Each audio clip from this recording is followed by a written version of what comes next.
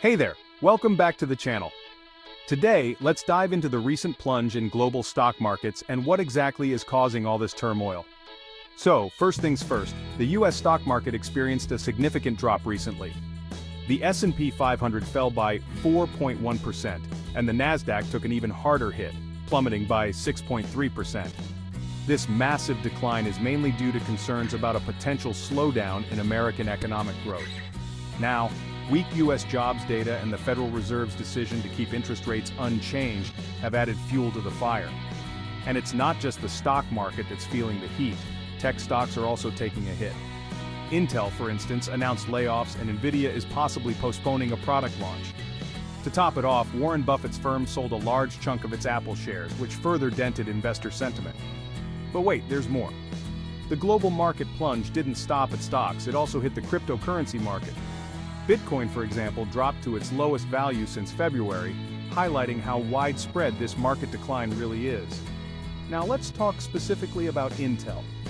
The company recently announced a major restructuring plan which includes a 15% reduction in its workforce. That's about 17,500 jobs. They also decided to suspend their dividend payments to focus on investing in artificial intelligence semiconductors. The goal here is to strengthen their struggling manufacturing division and to create a more sustainable financial model. This restructuring follows a disappointing second quarter performance.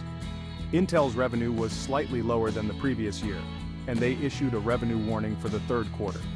CEO Pat Gelsinger emphasized the need for decisive action to improve efficiency and accelerate Intel's transformation.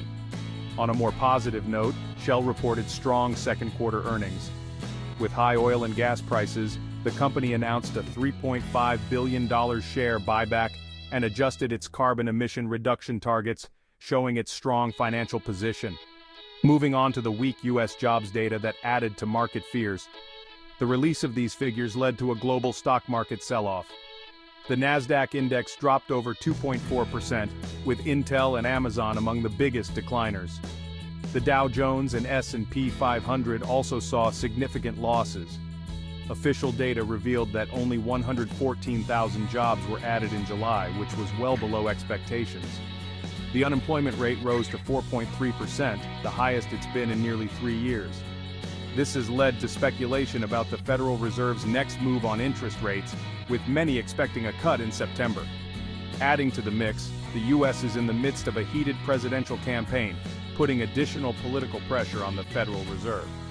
Despite the concerning jobs report, some analysts argue that the economy is not in a recession. They point to an increase in job seekers rather than actual job losses. So there you have it. The global stock markets are facing a tough time, driven by weak jobs data, tech sector struggles, and broader economic concerns.